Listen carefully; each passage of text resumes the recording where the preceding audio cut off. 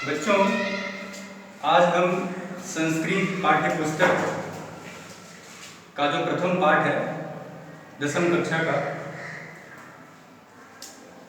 जिसका शीर्षक है शुचि पर्यावरणम, तो इसको पढ़ेंगे। श्लोक जो है आपके पाठ्य पुस्तक में लिखा हुआ है।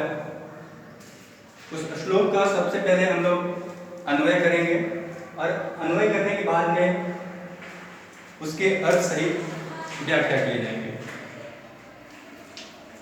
अन्वय बहुत ही जरूरी है। अन्वय इसलिए जरूरी है क्योंकि श्लोक, कविता या पद्य की जो वाक्य रचनाएं होती हैं वो गद्य से भिन्न होती हैं,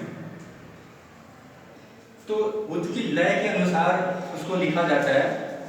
तो अगर हम उसका अन्वय कर लेते हैं, अन्वय का मतलब क्या हुआ पहले ये जान लें। अन्वय का अर्थ ये हुआ कि कविता या पद्य की जो वाक्य रचना है उसको गद्य की वाक्य रचना में व्यक्त करना, लिखना संगत रूप से, जिससे कि उसका संगत अर्थ क्रमशः शब्दों के क्रमानुसार अच्छे तरीके से उसका अर्थ हमें मिल जाए। इसके लिए अन्वय बहुत ही जरूरी है। ये जो प्रथम पाठ आपका है जिसका शीर्षक है शुचि पर्यावरणम,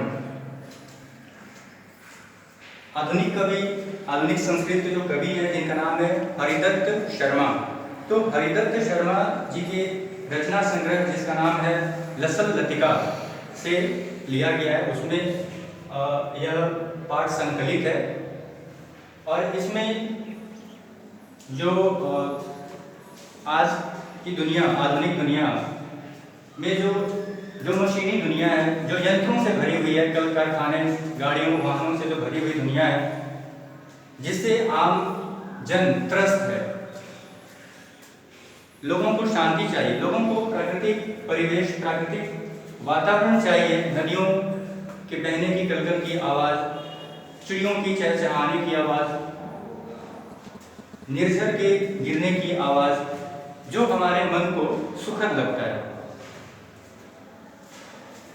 कवि का आशय ये है, कवि यह कहना चाहता है कि हमें प्रकृति की ओर चलना चाहिए, क्योंकि वहाँ हमें शांति, सुख और समृद्धि मिलती है। यहाँ इन महानगरों में ये जो तरह तरह की जो कल कारखाने, गाड़ियाँ, यंत्र जो भरे पड़े हुए हैं, इनके जो कोलाहल है वह हमें अशांत करते हैं।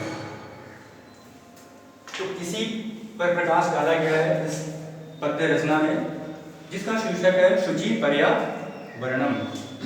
तो पहला जो श्लोक है वह इस प्रकार है। दुर्वहमत्र जीवितम जातम प्रकृतिरेव शरणम शुचि पर्यावरणम।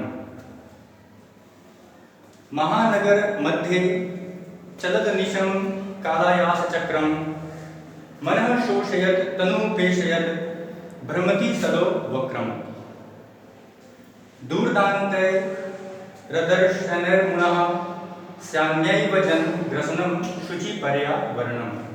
तो यह जो पहला श्लोक है इसका अन्वय मैंने यहाँ पर लिख दिया है, जिससे कि आप पॉज करके इस वीडियो को या स्क्रीनशॉट ले करके भी आप बाद में पढ़ सकते हैं, समझ सकते हैं। तो पहले श्लोक का जो अन्वय है वो इस प्रकार है। अत्र जीवितम दुर्वहम जातम प्रकृतिरेव शरणम भवेत्। महानगर मध्ये अनिशम चलत कालायश्चक्रम मनः शोषयत तनु पेशयत सदा वक्रम भवति। अमुना दूरदान्ते दशनः जनग्रसनम न एव स्यात्। अब हम लोग इसका अर्थ जानते हैं।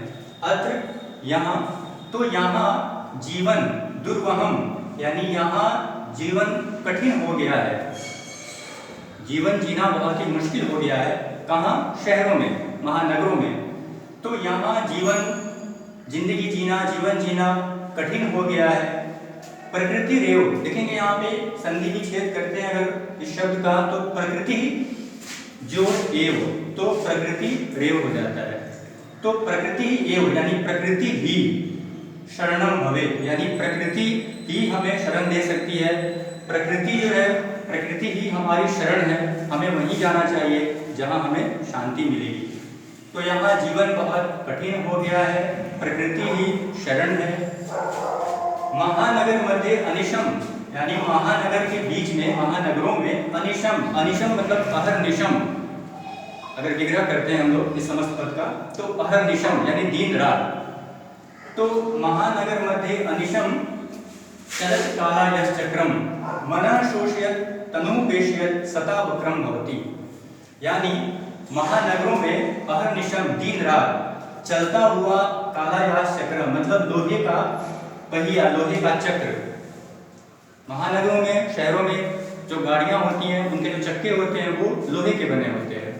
तो इसलिए कवि कहता है कि महानगरों में दिन रात चलता हुआ ये लोहे का जो चक्र है वो मन को शोषित, मन का शोषण करता है, मन को सुखाता है, मन को दुखाता है, मन को सुखाता है। तनु पेशियत, और शरीर जो है उसको पीसता है।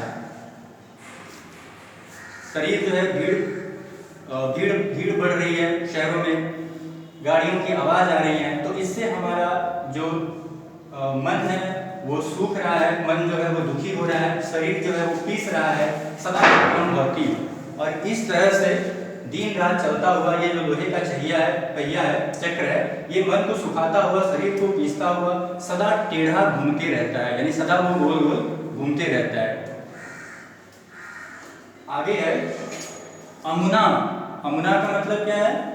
इससे, इसने, अमुना दूरदान्तः दर्शनः जन कृष्णम न एव स्यात्, यानी दूरदान्तः मतलब भयानक, ऐसे भयानक, इन भयानक दांतों से, यानी ऐसे भयानक दांतों से मानव का विनाश नहीं होना चाहिए। न एव स्यात् यानी नहीं होना चाहिए, यानी हम इंसान, हम मनुष्य जो हैं, इन भयानक दांतों से हमारा जो जन कृष्णम यानी हम लोगों का जो भक्षण है, हम लोगों का जो विनाश है, जन का जो ग्रास, आहार, जन का जो आहार बन रहा है, लोग दुर्घटनाग्रस्त हो रहे हैं, तो ऐसे भयानक दांतों से, किसके दांतों से? इन चक्रों, इन पहियों के दांतों से जो हमें नुकसान पहुंचा रहे हैं, इनसे लोगों का विनाश ना हो, यह कवि चाहता है।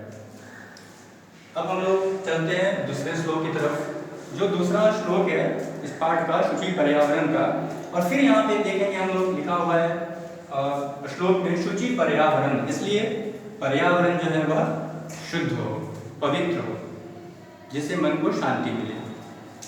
दूसरा श्लोक जो है, अब दूसरे श्लोक को पढ़ते हैं हम लोग।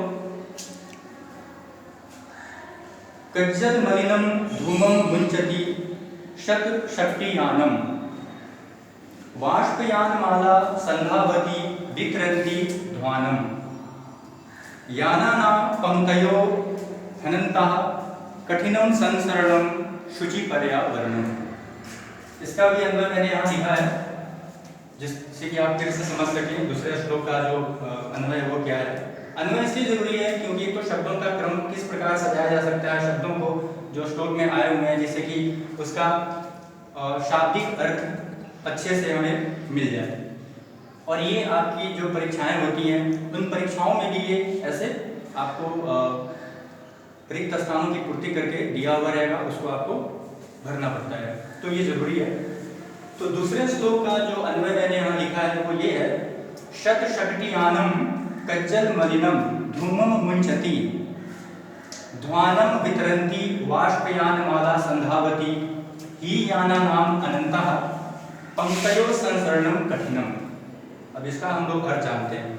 शत मतलब सैकड़ों, सै, शत शक्ति, शक्ति का मतलब होता है गाड़ी, यान मतलब गाड़ियां, तो मतलब मोटर कार, मोटर गाड़ियां, तो सैकड़ों मोटर कार जो है, कज्जल मलिनम धूमम मुंचति, मुंच का मतलब होता है छोड़ना, मुक्त करना, तो सैकड़ों जो मोटर गाड़ियां हैं, मोटर कार हैं, वो काजल की भांति गंदा, मलिन, काला धुआं छोड़ रही हैं, छोड़ती हैं।